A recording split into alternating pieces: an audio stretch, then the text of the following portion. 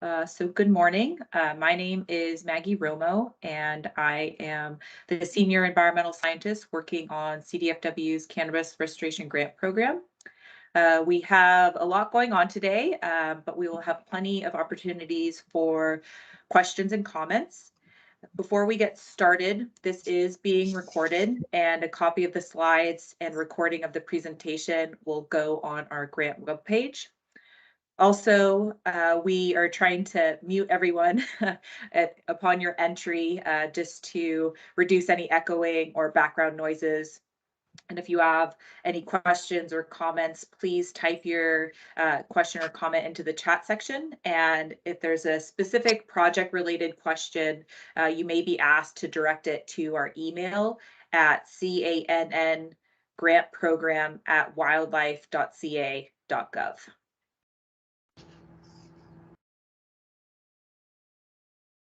So a brief outline of the presentation, we will provide some background for the Cannabis Restoration Grant Program and then go over the two draft solicitations we have released. And the first one we are going over is the Public Land Cleanup and Remediation Solicitation, and the second is the Watershed Enhancement Solicitation. I will then go over the submission and application process for these solicitations, and then we'll take a look at the timeline. And since we'll be covering a lot today, and maybe you just have interest in the solicitations or just the submission process, we will have a question and answer section after I go over each of the individual solicitations.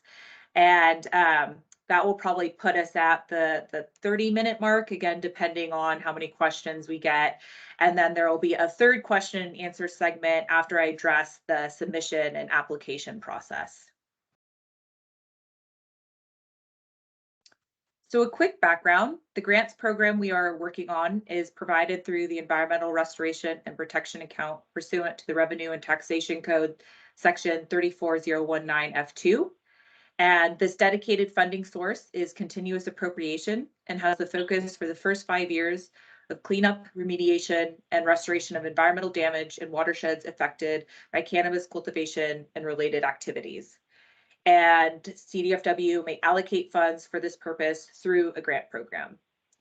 And so the Cannabis Restoration Grant Programs worked on developing priorities based on the focus identified in the Revenue and Taxation Code. And through that created funding opportunities to highlight our priorities. And these are reflected through the two solicitations we are talking about today.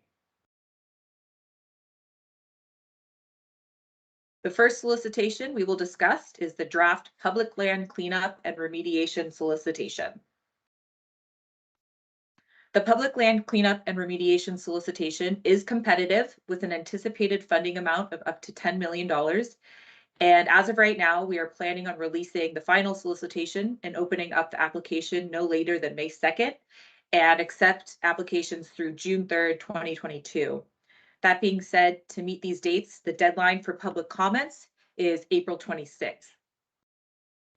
So specifically for this solicitation, we wanted to just completely focus on cleanup and remediation of illicit cannabis cultivation impacts on qualified public lands. And over the next few slides, I will get into further details on the solicitation specifics, including eligibility, the funding priority, project type and category, and then just some general conditions and requirements. Eligibility under the solicitation is defined by Fish and Game Code section 15015B, and eligible applicants are federal, state, and local public agencies, including California public universities and special districts, nonprofit organizations qualified to do business in California and qualified under section 501c3, and California Native American tribes as defined by the Public Resource Code section 21073.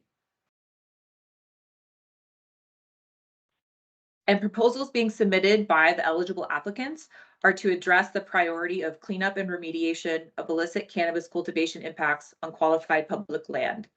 And we've defined qualified public land as land owned and fee simple title and managed by a federal, state, local government or institution, or California Native American tribal government, and also includes land held by the United States in trust for a California Native American tribe.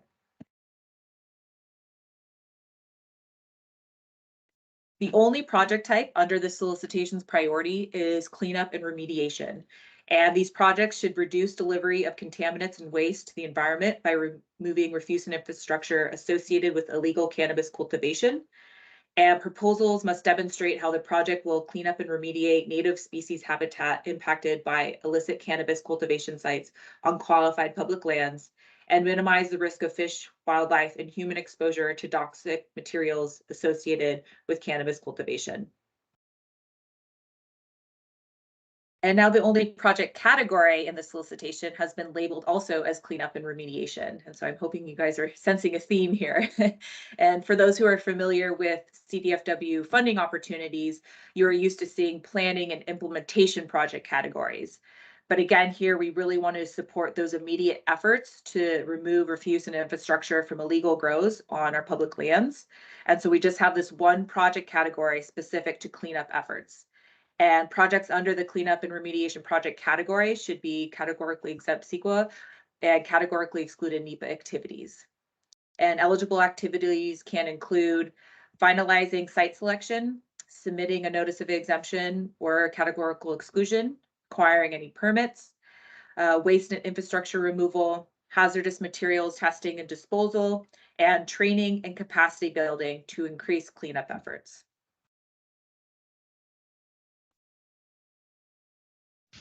Another thing I wanted to mention is that funds under the solicitation will be available for projects on qualified public land statewide. However, if a project is within a cannabis priority watershed as defined by the State Water Resource Control Board in coordination with CDFW or identified as a priority stream in the California Water Action Plan, they will receive higher scores during the proposal evaluation process.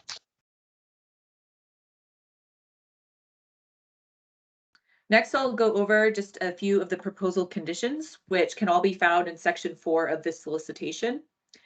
So first up, projects funded through this solicitation must be in compliance with applicable environmental laws, regulations, and permitting requirements. And as mentioned before, these cleanup and remediation projects are composed of categorically exempt CEQA and categorically excluded NEPA activities.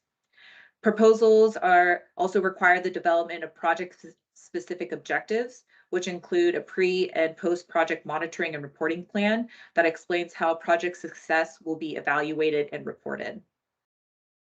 There's also a management and maintenance component where projects shall summarize management and maintenance planning for at least 2 years. Coordination with CDFW law enforcement is a requirement. And I encourage all those who are applying under this opportunity to reach out sooner rather than waiting to the last minute.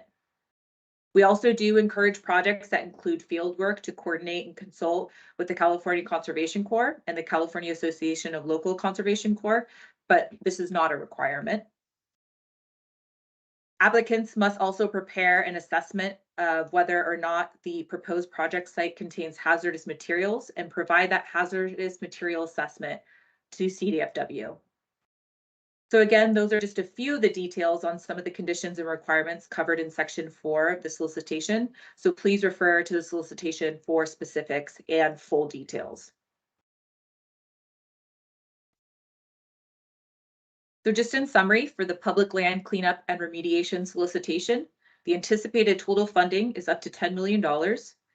Eligible applicants are public agencies, nonprofits, and California Native American tribes.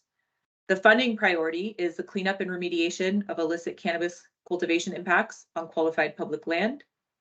The project type is described through cleanup and remediation. And the project category is cleanup and remediation, and activities should be categorically exempt and categorically excluded. And so, as I mentioned before, we will take questions specific to the draft public land cleanup and remediation solicitation right now.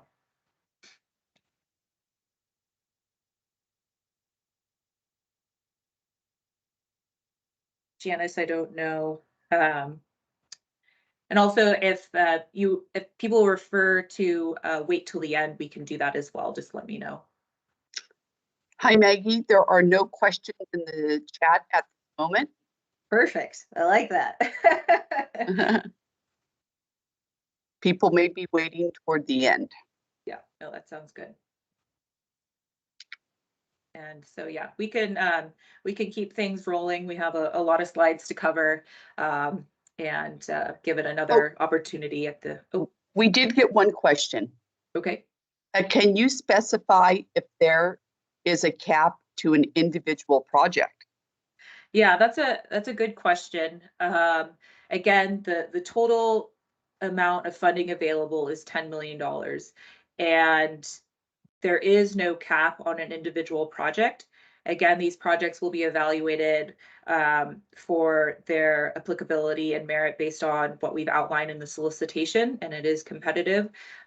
So again, if the project objectives are clearly laid out and the budget is thoroughly described and it is over a certain amount, it's still eligible, again, as long as it's under $10 million. So there is no real cap to it. Another question just popped up. Any matching fund requirements? Again, another good question. There is no match requirement. However, through our technical review scoring criteria, projects that contribute or have more cost share or more match will receive higher scores. I think this may be outside the scope of this solicitation, but the question is, will there be a future program for grant funding for private projects? Yeah. Like, so the eligible applicant would be a private entity? it says denied local permit applications. So that would leave the site damaged. So I think I'll just address the private entity question, that we are shaped by the Fish and Game Code. So the section that I referred to, 15015B. So those are the entities that we have the authority to grant funds to. So granting funds to a private entity based on our current Fish and Game Code would not be an option. That being said, private entities, for-profit entities can serve as subcontractors for the eligible applicants. Is this grant only earmarked for cannabis impacted land? Yes. So this solicitation, there needs to be a direct nexus to damage caused by illicit cannabis activities on public lands. Okay. I think that's about it. I don't see anything else. Okay. And again, if other questions come up specific to this solicitation, you can put it in the chat or send it to our email address, which will I'll put it up at the end of the presentation.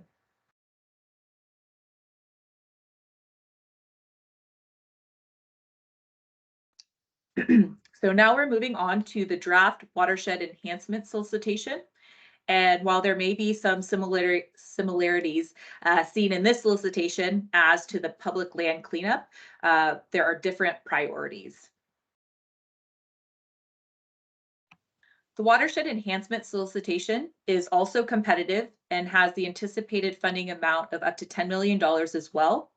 And again, we are planning on releasing the final solicitation and opening up the application no later than May 2nd, and we'll accept applications through June 3rd. And again, just to reiterate, to meet these date deadlines, the deadline for public comment is April 26th. So specifically for this solicitation, we wanted to open up this opportunity to support watershed and community enhancements in areas impacted by cannabis cultivation. And over the next couple slides, as I did with the previous solicitation, I will go over applicant eligibility, the funding priority, details on project types and categories, and also some general conditions and requirements. Similarly here, as with the public land solicitation, eligibility is defined by Fish and Game Code section 1501.5B, and eligible applicants are federal, state, and local public agencies, 501c3 nonprofit organizations, and California Native American tribes.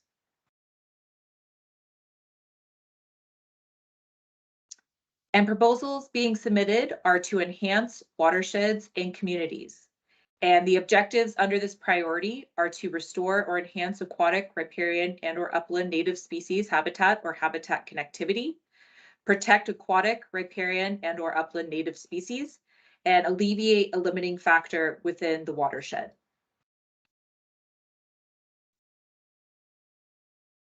And projects under the solicitation will be categorized under one or more of the following project types, because we do understand that with some projects, there could be some similarities and overlaps between these different project types.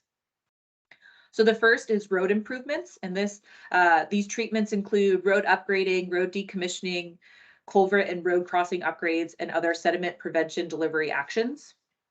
Next is cleanup and remediation on private land. And this is aimed at reducing or eliminating environmental contaminants and waste from a watershed by removing refuse and infrastructure associated with illegal cannabis cultivation on private land within a watershed.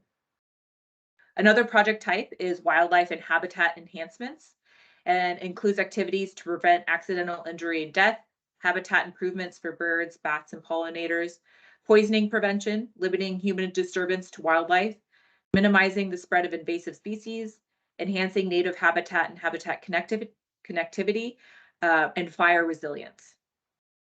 And the final is water conservation, which includes off-channel water storage, groundwater storage, and irrigation efficiencies.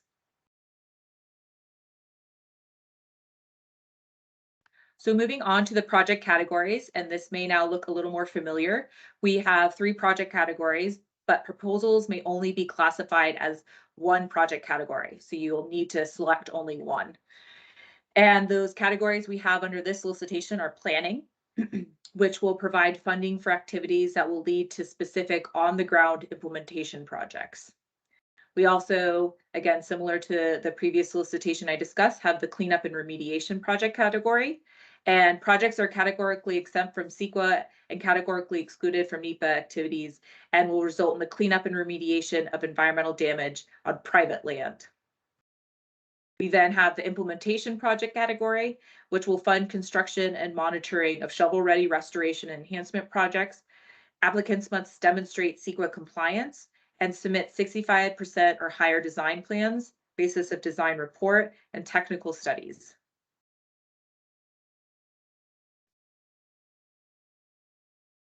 This solicitation also has a geographical focus, so funds are available for projects statewide. However, if proposed projects are within a cannabis priority watershed or identified as a priority stream in the California Water Action Plan, they will receive higher scores during the evaluation process. For proposal conditions and requirements, again, these can be found in section 4 of the Watershed Enhancement Solicitation. And as before, I'll just touch upon a few topics here. As with the public lands cleanup solicitation, projects funded through this solicitation must also be in compliance with applicable state, tribal, and federal environmental laws and regulations.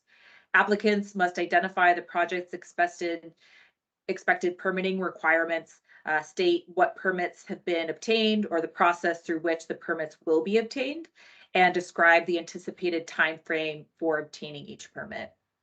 For implementation, project CEQA needs to be completed 15 days prior to CDFW director approval for these types of projects. And another thing to mention, actions required by compensatory mitigation as defined by CEQA guidelines, section 15370E, or mitigation pursuant to a court order or settlement agreement will not be funded.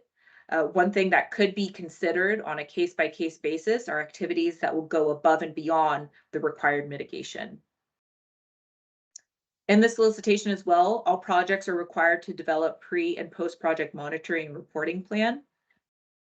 Land tenure and site control is also required for projects conducting on-the-ground work, where documentation must be submitted showing that there will be adequate site control to the project for at least 10 years.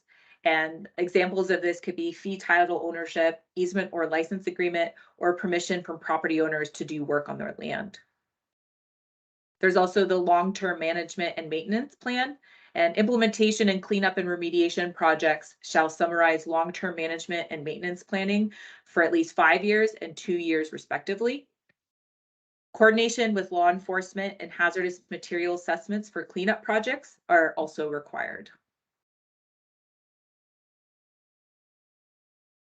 So in summary, for the Watershed Enhancement Solicitation, the anticipated total funding is again up to $10 million. Eligible applicants are public agencies, nonprofits, and California Native American tribes. The funding priority is to enhance watersheds and communities. Project types, excuse me, are road treatments, cleanup and remediation on private land, wildlife and habitat enhancements, or water conservation projects. And the project categories are planning, cleanup and remediation, or implementation. So again, now we'll take questions specific to the draft public land cleanup, or the draft watershed enhancement solicitation, excuse me. Okay, Maggie, this is Janice again, everybody. The first question we got, for commercial cultivators that are in the process to obtain a local license, but then are denied if there's a cleanup that needs to happen, can the grant funds of the next opportunity be used to cover these costs? Required LSAA terms that continue even if no cultivation is going to continue on the property. Sorry, I got a frog in my throat while you were asking that question. Oh. I apologize. So it sounds like the question, this is from a private landowner who is not a cultivator or is a cultivator. It says that they were in the process to obtain a local license, but were denied because there's a cleanup that needs to happen on the property. Sounds like some remediation work. Mhm. This may be a little complex and best answered over email or a phone call. But could any of these grant funds be used to cover stuff like that, to help them get their property so they could cultivate?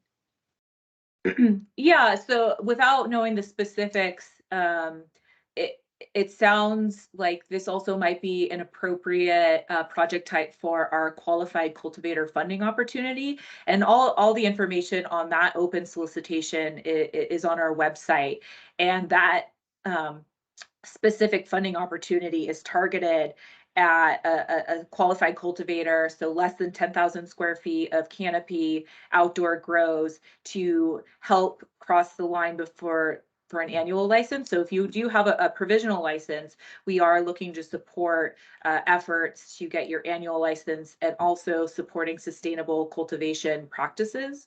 So again, this does seem a bit project specific. So again, once I put up our email address, I encourage you to reach out to our email and we can discuss this on an individual basis. All right, thank you. Here's the next question. Can you please provide a few ideal type applications projects that would fit the solicitation? Again, I would encourage you to look at our project type language within the solicitation. That is what we are looking for, and that information can be found in our solicitation.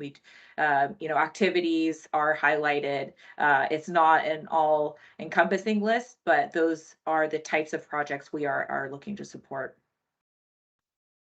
A nonprofit eligibility question.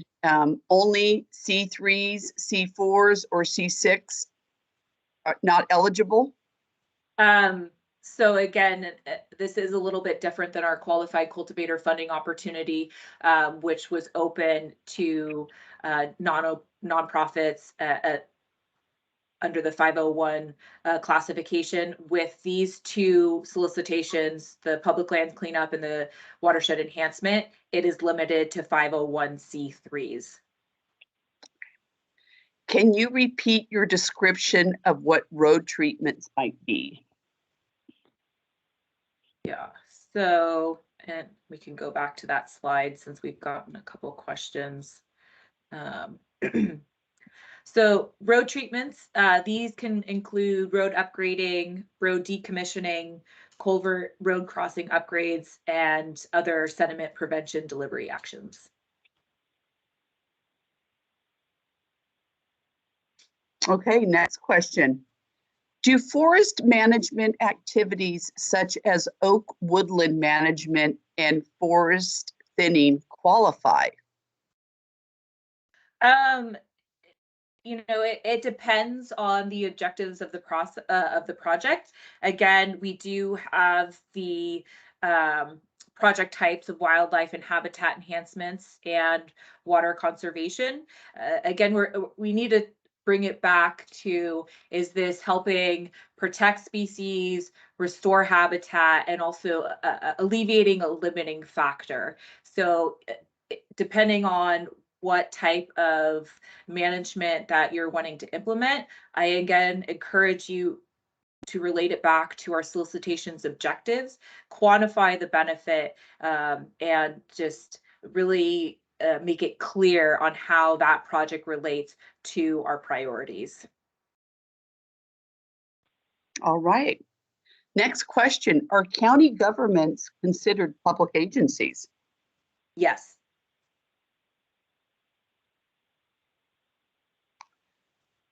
Do simple, me, next question. Okay. Yeah, simple answer. Yeah. Do simple cannabis trash cleanups qualify for a common sense CEQA exemption?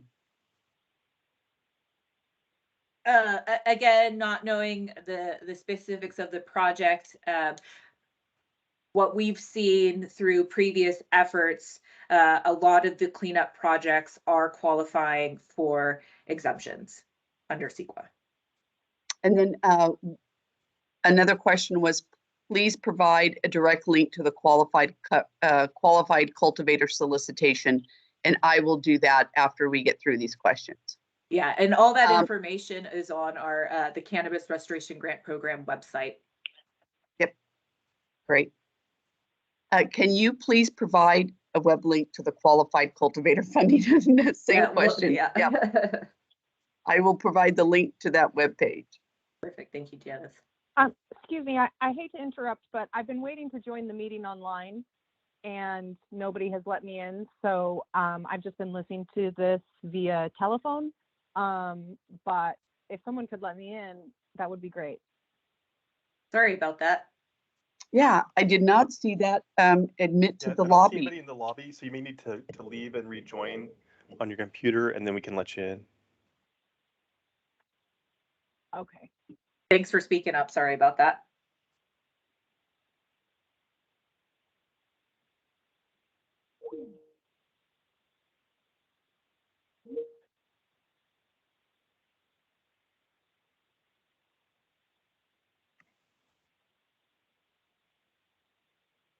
I think we got her in now. Perfect. Thank Okay, you. thank you. So any more questions related to the watershed enhancement solicitation? Nope. That was it for now. All right, so moving right along. So hopefully I won't get another frog in my throat. So another part of this presentation is to talk about how to apply and the application submission process and web grants. Proposals, either for the public land cleanup and watershed enhancement solicitation, will be done through our web grant system. And this is located at watershedgrants.wildlife.ca.gov. And again, as of now, we have the tentative submission deadline of June 3rd. And based on that, I'll go over some more detailed timeline in a few slides. First off, if you are new to the web grant system, you must register to create an account and do this as soon as possible. You cannot apply to the solicitations without an active web grants user account. Multiple users can work on the same application, but must have their own account.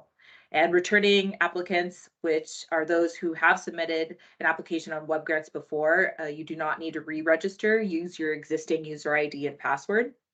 And if you have applied using web grants before and you have changed organizations, please contact the web grants help desk to link your account with a different organization. So to create an account, you will first go to the Web Grants homepage and click the register here. It will bring you to this registration form, and all fields marked with an asterisk are required, but do not provide any personal contact information, business contact only. So even in the personal information section, this is still listing business email and address and contact information, so no personal information again.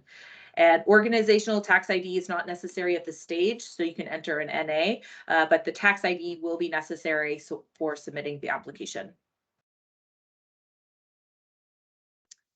So once that information is filled out and submitted, it will go to the Web Grants administration, and Web Grants admin must approve the registration before the user may log in and start the application.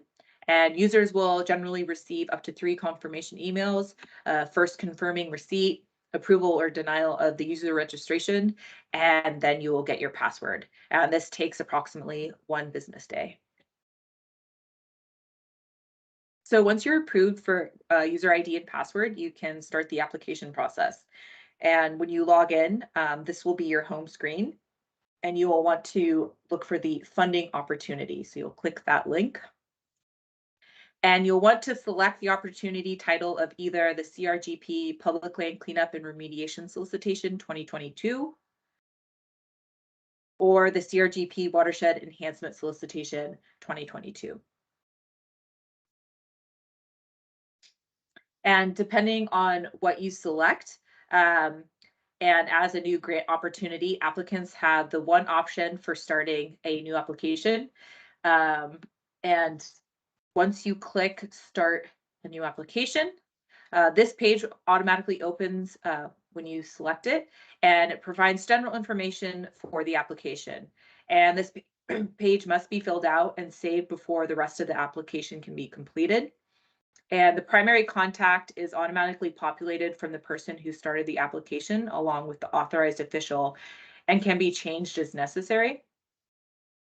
And please keep the project title brief, and you can only select organizations that your account is linked to, and then be sure to save before leaving this page.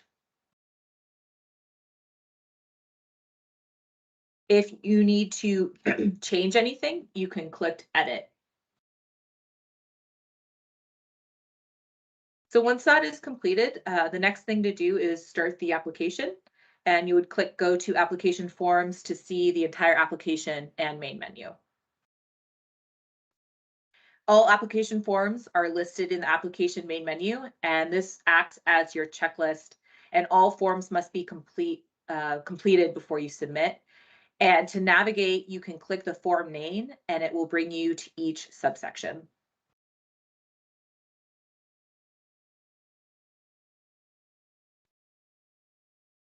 So this is a lot going on, but each subsection is meant to tease out the project specific details and gives the applicant the opportunity to describe the project to the reviewers.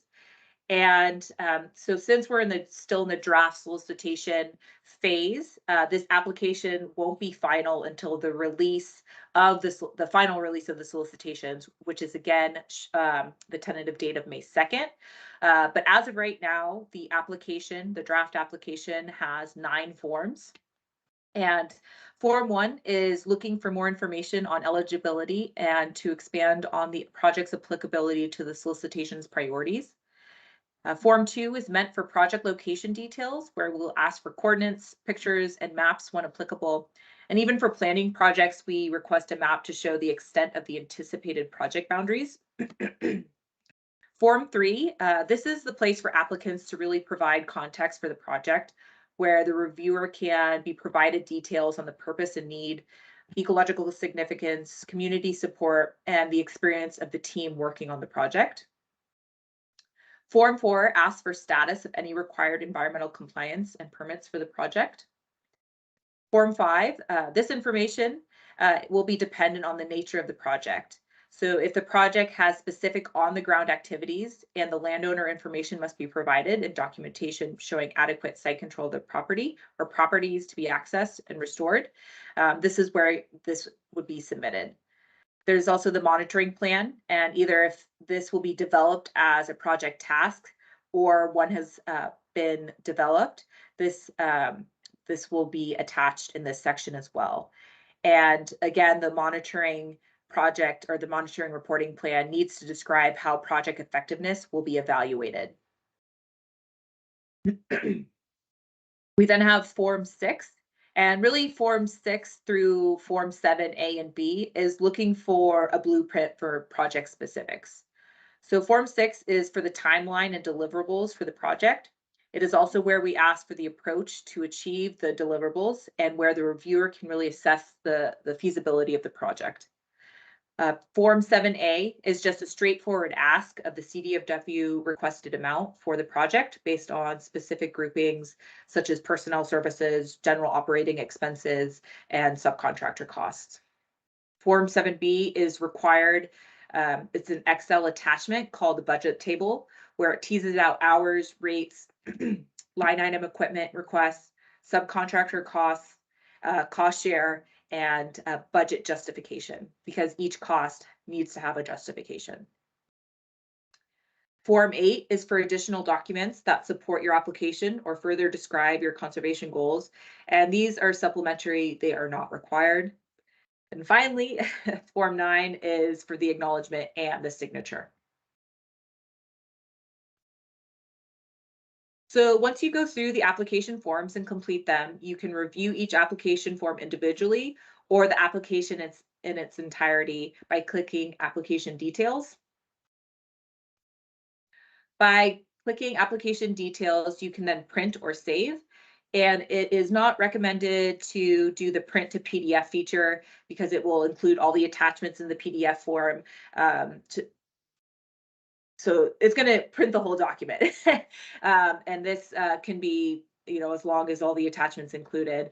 So if you're just wanting to review the text that's in the forms, it is recommended to either go to the application forms individually or do just the print feature and save the application.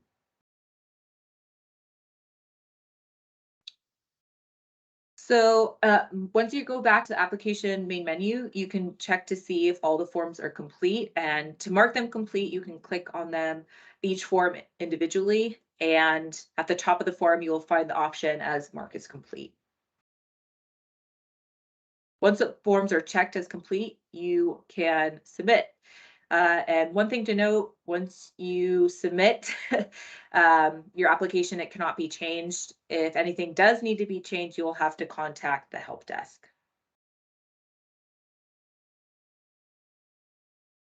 So just to provide some recommendations, save your progress often. Don't let the program be timed out because you can lose the progress that you've achieved. Start your application early. Do not wait to the last minute, especially if there's any sort of correspondence that you need with law enforcement. Use the web grants back button to navigate. Don't use the browser back button. You'll also be provided a Word version of the application once we release the solicitation in the application. And so it's highly encouraged for you to work offline on the Word version before going into web grants. And this way you can do some copying and pasting, and there's less of a concern about getting timed out. For any sort of the attachment, have the file names be brief, include your application number, and avoid any spaces or commas in the file names. And then if any issues, contact CDFW Web Grants help desk for any questions or concerns. So tips for writing a proposal: read the solicitation and application instructions carefully. If you do have questions, please ask.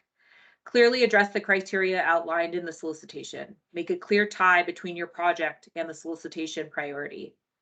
And really connect the dots for us. Make sure all the required information connects together and the proposed work should justify the requested grant amount. We're also looking for a clear description of the proposed project where we can easily answer the questions below after reading the proposal. We want to know the who, the what, the when, where, why, and how. And all of these points are part of the forms within the application. And so if we can't answer these questions after reading the forms, then perhaps the application is incomplete or missing some key details. So once the applications are submitted, it will first go through an administrative review where we'll assign each application a pass-fail score relating to proposal requirements. These projects that pass admin will then go to the technical review, where each application is assigned a numerical score from each reviewer.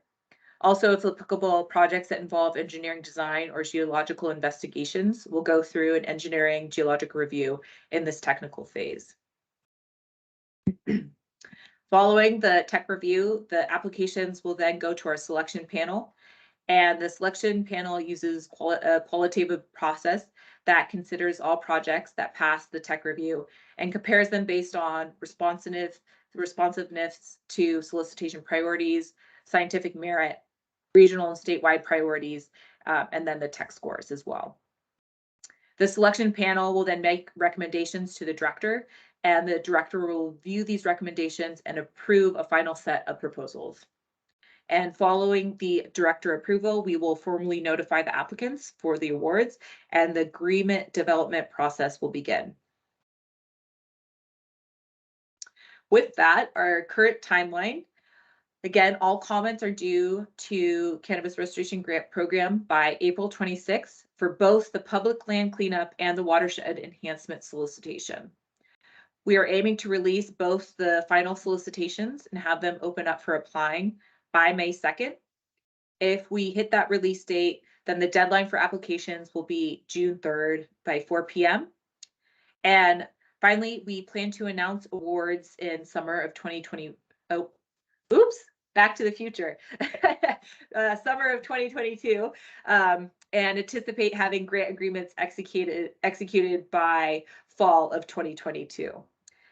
Project start dates really are dependent upon the grant agreement execution, and this can be dependent upon multiple factors, but work cannot begin and reimbursements cannot happen until the executed agreements are in place. So that's one thing to keep in mind. So in summary, for the submission process, proposals either for the public land cleanup or the watershed enhancement solicitation will be done through our web grant system located at watershedgrants.wildlife.ca.gov. Applicants must register and get a web grants user account. And we anticipate releasing the final solicitation and opening up the application process for the first week in May 2nd. And application deadline is tentatively set for June 3rd, 2022. And if there's any submission process questions or comments, and I'll just shoot to the last slide because this is our generic email here. And also if there's any web grants questions, if you're looking to get a user account now, this is where you would want to submit any questions.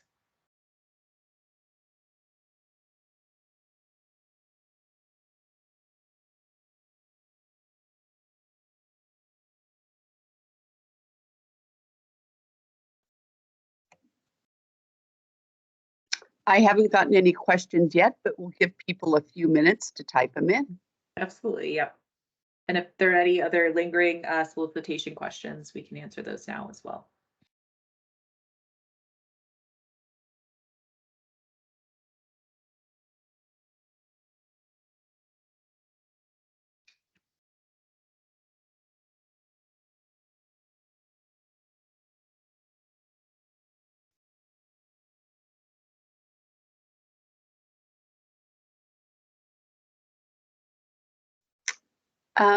We got one question. Could these slides be shared? Yes, absolutely. I think it'll take a couple hours for the recording to come to our inbox, but once we get the recording, we'll do some editing and post it along with the copy of the slides on the Cannabis Restoration Grant Program webpage.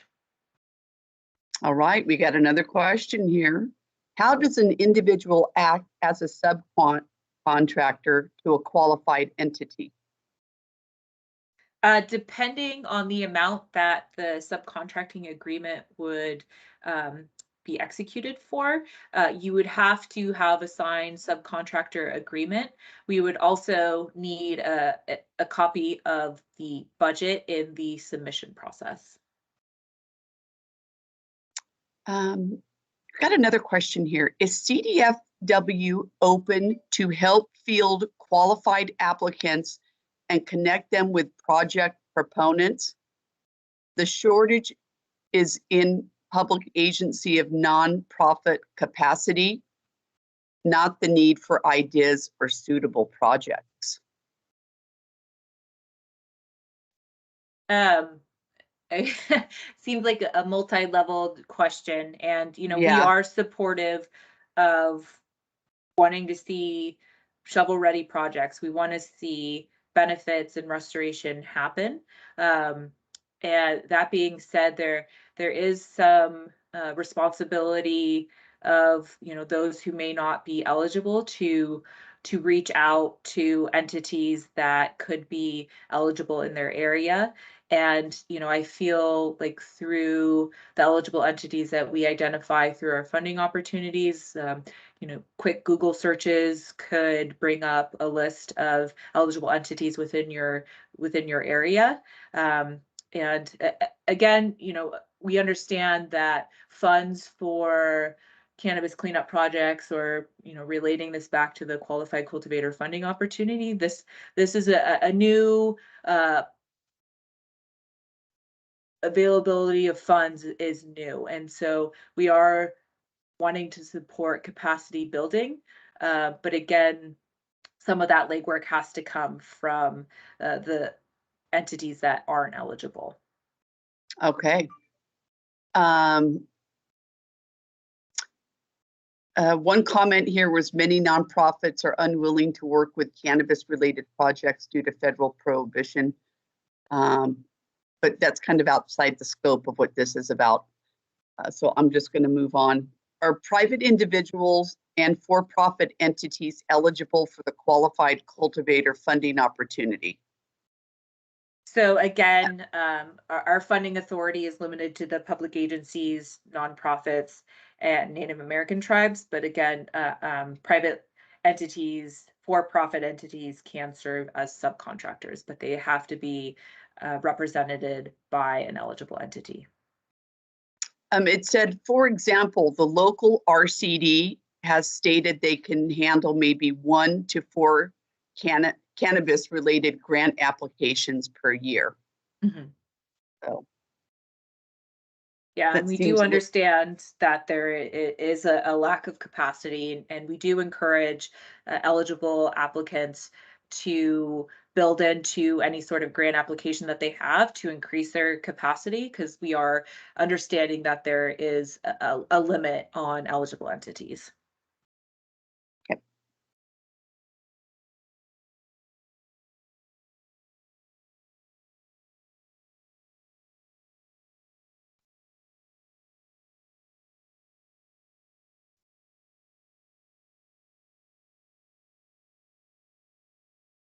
I don't see any other questions coming up. Let's give it another minute or two. Yeah, and Janice, did you have a chance to put a link into our webpage? Because I think that would be really helpful for. Yes, I did that a couple times on there. Awesome. Thank you so much. But I'll put it in again. The more the merrier. Yeah. We just, we want people to come to our website. So Yeah, absolutely.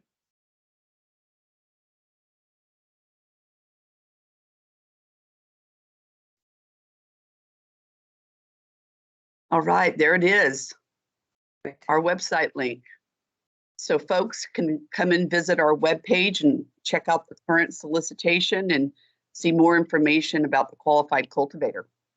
Yeah, and I'll just I'm bringing up the webpage right now just to, there's a lot going on. So we have our timeline here, but if you scroll down, you'll see on this right-hand side that we have the draft solicitation links that we covered today. And also, if you scroll further down, is the qualified cultivator funding opportunity. So this opportunity is open through spring of 2023. So again, we encourage you, we had a similar public workshop covering this opportunity specifically, but anything related to the Cannabis Restoration Grant program, it will be posted here in multiple places.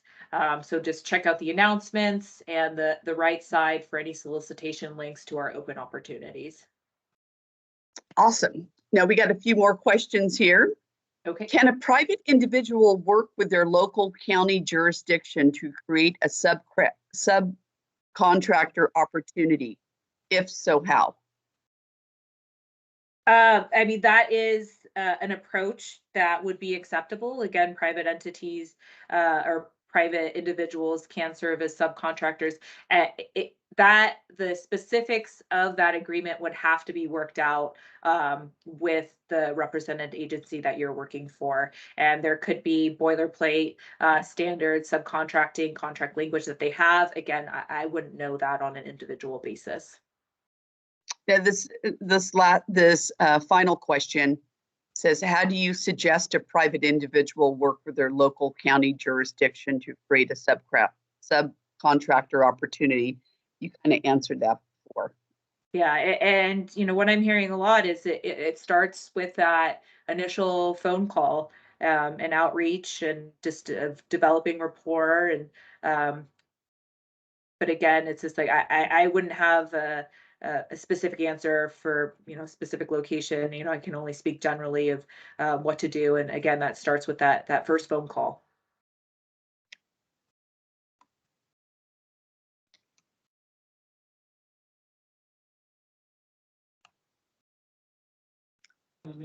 And that was about it. I do not see any more questions. Oh, do we have another one here? Nope. Well, thank you, everybody. Again, don't hesitate to email or go to our website. Public comments are due by April 26th. And with that, we hope to have the solicitations released no later than May 2nd. Once they are released, communication from me has to be really limited because it is competitive, but we're really hoping to have some good projects here. So again, don't hesitate to reach out.